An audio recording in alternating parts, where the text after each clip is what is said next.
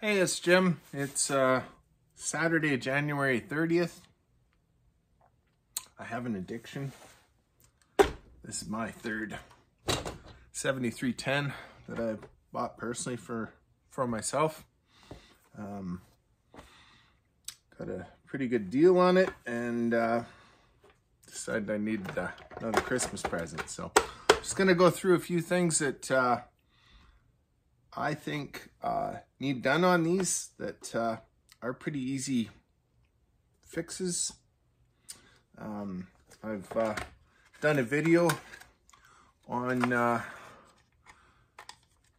the top cover bolts where I just turn the tabs 90 degrees, go along with the soldering iron and melt these little notches shut. That way they don't fall out, you don't lose them. They're close to 30 bucks up here to replace. I also got looking around here and I think on this one I am going to do the decomp delete. You'll find the 10 mm by 1 threaded plugs wherever you want to buy them from, Amazon or eBay or whatever. So they do fit. So I'm going to zip one of those in. Use a little dab of red Loctite on it as well. And then zip it in. So I'll just do that, get that out of the way here.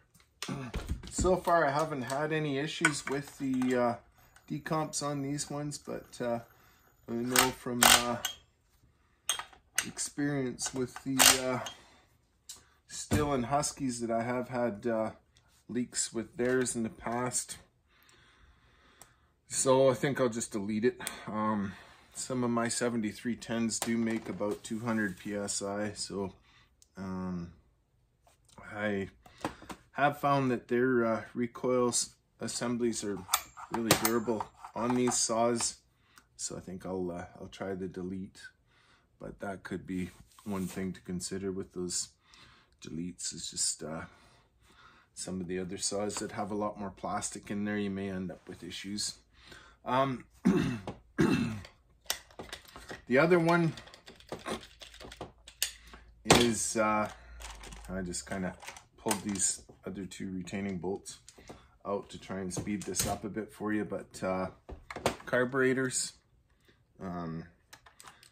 These ones here, they have a kind of a D-lock on these jets.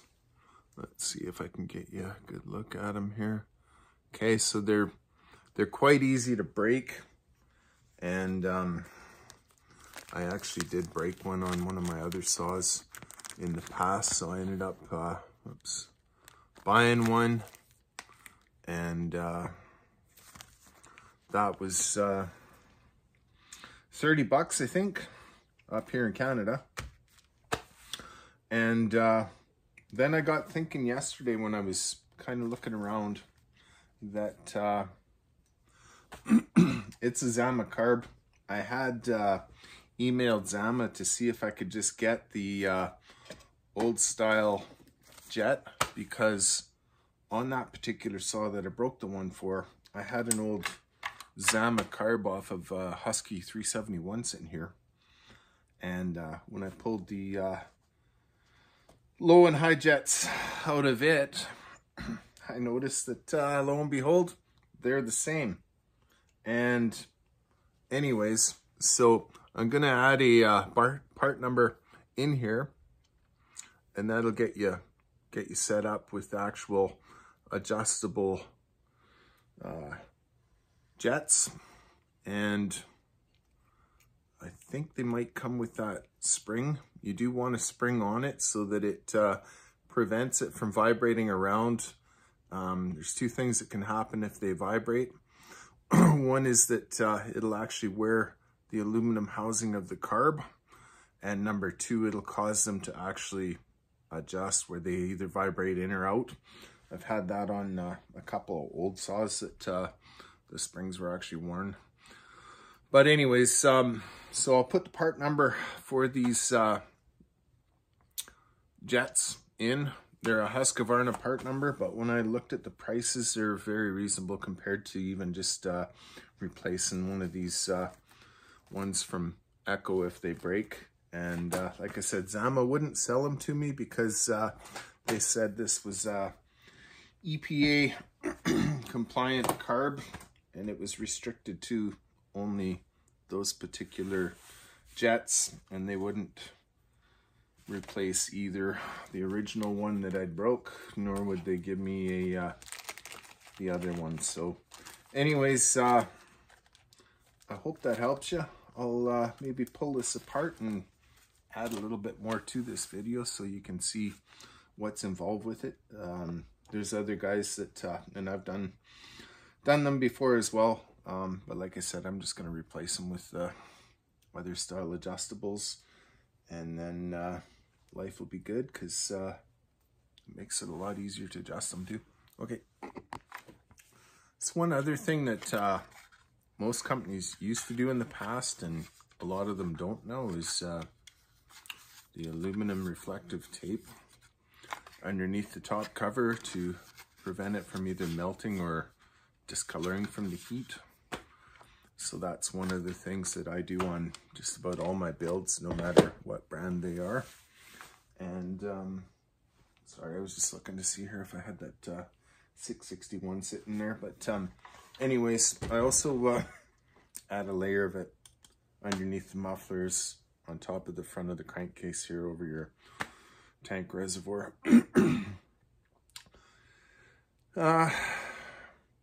I'll go through some of the tricks and stuff that I do for muffler mods in a separate video. Give you an idea what's involved with that too.